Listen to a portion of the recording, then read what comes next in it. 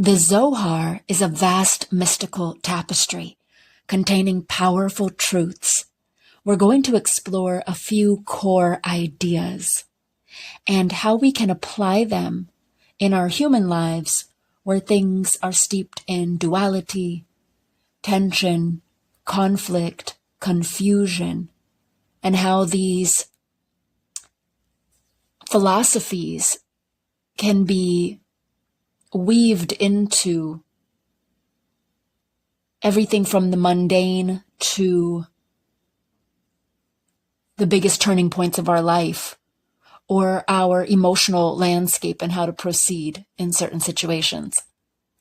One of the deepest insights from the Zohar is that the infinite is behind everything. That's what's at the heart of this text. The idea of Ein Sof, the infinite, unknowable aspect of God. That God is being itself, beyond all categories, and any description limits it. So all language about God is symbolic.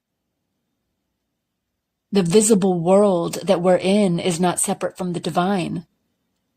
It is a veiled expression of it. Reality is not made by God. Reality is continuously emanating from the infinite, which can lead us to say, there is no creator. There is only creation. Now, the structure of reality in the Zohar describes creation through the Sephirot, 10 attributes or channels through which the infinite becomes manifest. These include qualities like wisdom, understanding, kindness, and judgment. These are dynamic aspects of one unity. Everything in existence mirrors this structure, including the human psyche. The deep insight of the structure of reality is that the universe is a living pattern of divine qualities, and humans are a microcosm of that pattern. Now, our human action affects the divine. There is a cosmic interdependence. One of the Zohar's most radical teachings is that what humans do matters cosmically. What humans do matters cosmically. Ethical and spiritual actions can harmonize the Sephirot. Harmful actions create imbalance or fracture, as they call it, in the spiritual realms. This idea is often tied to Tikkun, the repair of the world. The deepest insight about human action in the Zohar is that we're not just in the universe. The universe is partially dependent on our consciousness and actions. And then there's hidden layers of reality. The Zohar treats the Torah as a multi-layered code. Every word, letter, and story has secret meanings. Literal interpretation is seen as only the outer garment. The deeper levels reveal spiritual laws and metaphysical truths. That reality itself is like scripture. What you see is only the surface of a much deeper structure. There is a unity behind opposites, and the Zohar constantly explores paradox, mercy and judgment, masculine and feminine, light and darkness. They're complementary forces within unity. All opposites are reconciled at a higher level of reality. Division is a feature of perception. But we know, of course, division is not ultimate truth. The Zohar discusses the soul as something vast and evolving that connects to cycles of rebirth. Souls descend into the world for specific repairs. Life circumstances are spiritually purposeful. The soul's ultimate aim is reunion with its divine source. So your life is part of a larger, multi-lifetime process of spiritual refinement. A central idea in the Zohar that can be overlooked sometimes is the Shekinah. The Shekinah represents the indwelling presence of God in the world, described as in exile, separated from higher unity. Human actions help reunite it with the divine source, so that divinity isn't distant.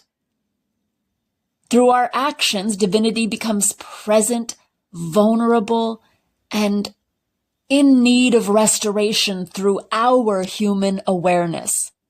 And one of the single most powerful ideas in the Zohar is this synthesis.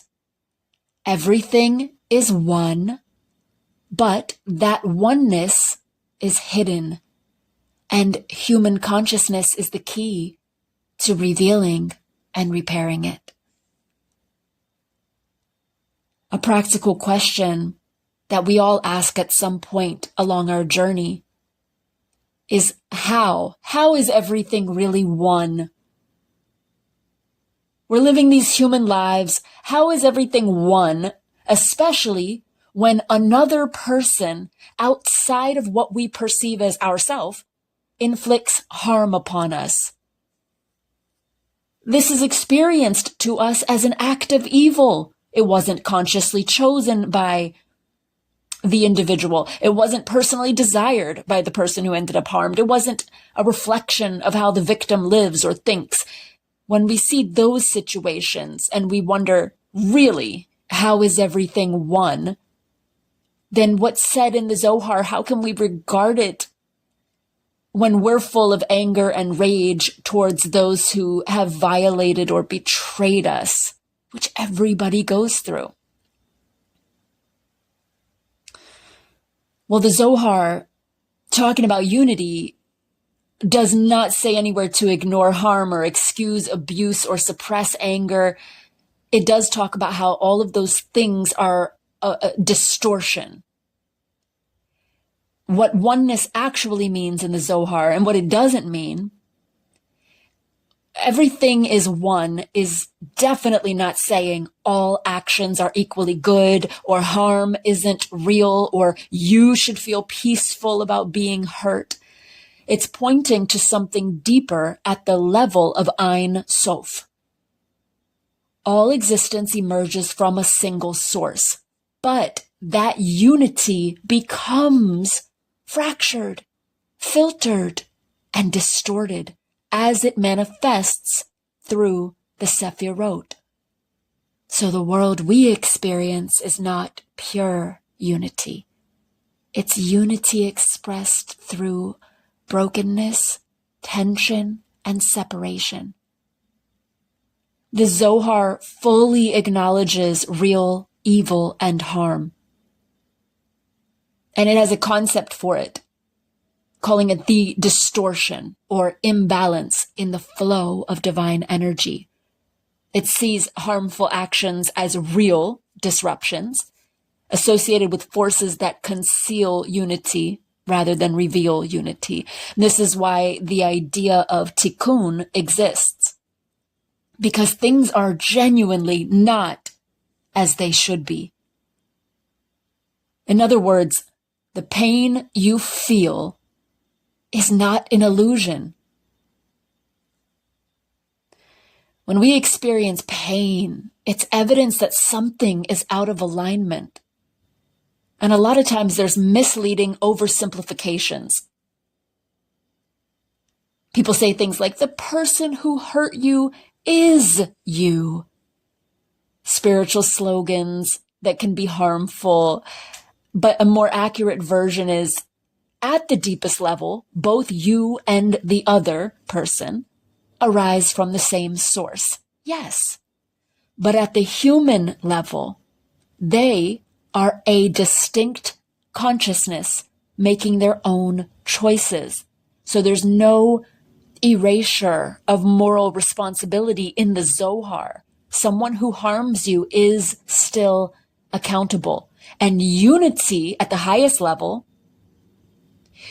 or the root of everything, it still doesn't cancel difference and boundaries and justice at the surface. So when we feel anger and rage, a lot of times it's denounced like a failure of spirituality, but it is a natural response to violation. In Kabbalistic language, anger can be linked to the energy of judgment, which isn't bad. It's an energy that's necessary for boundaries, justice, and protection. The problem is not anger itself, but when anger becomes consuming or misdirected. The goal isn't stop feeling anger right now. It's, can that anger eventually be integrated without destroying you? And so we go back to the question, how can everything be one and this still happen? These injustices. The Zohar points to a hard truth for a lot of people to take in, which is unity exists at the level of source, and separation, conflict, and harm exist at the level of experience. Our human life happens in the tension between those two levels. Think of white light passing through a prism. At the source, it's one, but once refracted, it becomes many colors, sometimes clashing, sometimes beautiful. We are living inside the prism, not at the level of pure light. Now, without bypassing the experiences that we have, there's a grounded way to hold this. Instead of forcing ourselves to see everything as one, a more honest approach is acknowledging what happened to me or what's happening in the world is real and it matters. And then allowing anger, grief, even hatred without pretending they're spiritual. And then maintaining boundaries. Unity doesn't at all require closeness with those who harmed you. Now, over time, not immediately, you can explore whether holding on to rage is protecting you or trapping you. Only after that groundwork does the idea of unity become meaningful. It becomes a wider frame. The deepest version of the idea, if you push the Zohar's perspective to its limit, is the same underlying reality gives rise to both the capacity for love and the capacity for harm. But how that potential manifests depends on the level of consciousness and alignment. Harm is tragic because it's a distortion of something that could have been otherwise. Everything is one doesn't mean everything is good or everything should be accepted. And anger or rage or grief are part of being human. Unity is a metaphysical claim about our origin, but it's not a demand about how we must feel towards those who hurt us or the ones we love. When we think about forgiveness versus justice, it's about how you live with what happened without letting it define you or destroy you. What does the Zohar say about this? Well, it doesn't force a single answer. It creates a tension that we're meant to work through, not resolve just quickly and cheaply, so to speak. First of all, in the Zohar, justice is non-negotiable. In Kabbalistic thinking, through the framework of the Sephirot, there is a force often associated with judgment, boundaries, and consequence. Harm must be recognized as harm. Accountability matters. Protecting yourself is necessary. This aligns with broader Jewish teaching that forgiveness doesn't erase responsibility. Even in classical teachings tied to the Torah, the person who caused harm is required to acknowledge it. They must make amends. They must genuinely change. Without that, full forgiveness isn't even spiritually complete. So right away, you are not required to forgive someone who hasn't taken responsibility. A lot of modern talk about forgiveness is shallow. And I did a discourse recently on the integrity of unforgiveness. Forgiveness is often framed like, just let it go, see them as you. Everything happens for a reason, things that can invalidate a person's experience. But in deeper traditions, forgiveness is more about releasing the grip that the harm has on your inner life. There's no pretending that it didn't happen or trusting the person again who harmed you or reconciling or approving what they did or stopping your anger overnight. There's no erasure of anything. The Zohar's deeper framing is repair. The idea of tikkun is crucial.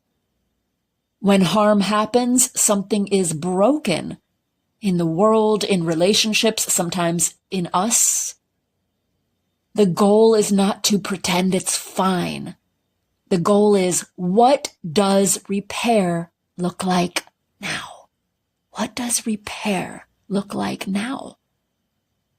Sometimes that repair includes justice or distance or even permanent separation. Sometimes it includes forgiveness. Sometimes it includes both, but taking place at different times. Now, rage has a purpose and it can feel necessary. Sometimes it can stop helping us.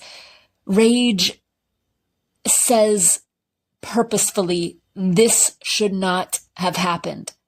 Rage protects the sense of dignity and boundaries and prevents any minimization of what happened. So in that sense, rage is healthy. Over time, something shifts.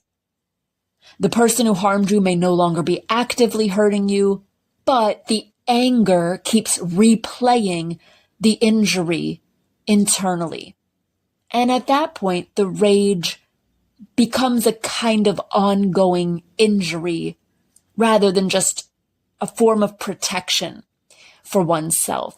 So this is where forgiveness can become relevant. It's not a moral duty, but you can ask yourself the question, do I want this person to keep occupying this much space inside me? There's a more honest model we can look at instead of forgive or don't forgive. There's 3 separate axes that we can think of, not just one decision. We can look at the axis of justice, relationship, and inner release.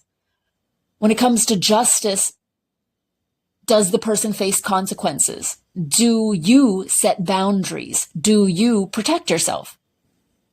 For the relationship aspect, do you stay connected? Do you create distance, sometimes permanent distance? And pertaining to inner release, do you continue carrying the emotional charge, or do you gradually loosen its hold? And those two things, carrying the emotional charge or gradually loosening its hold, can move independently. You can cut someone off and have no relationship and still want justice and eventually release the emotional grip. That's a coherent path. Now, where does oneness fit into all of this without invalidating the experiences we have that were impactful in our lives and harmful? Well, we can come back to the original question from earlier. How can everything be one when this thing happened? A grounded version is, at the deepest level, reality may be unified, but at the human level, your responsibility is not to feel unity. What is our responsibility as human beings is to respond truthfully and protect our integrity. And if oneness ever becomes real to us, it doesn't show up as, oh, what they did to me is fine. It's more like, I don't want to become like what hurt me.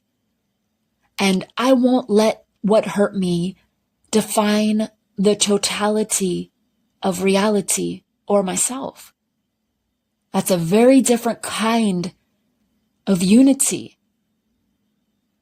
Most importantly is knowing a harder truth for some people, that some things take years to metabolize. Some things are never fully resolved. And forcing forgiveness too early can actually deepen the wound. So a more honest direction is to stay aligned with what is true for you now, while remaining open to the possibility that your relationship to the pain may change over time.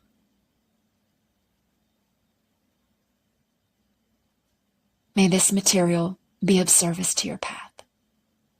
God bless.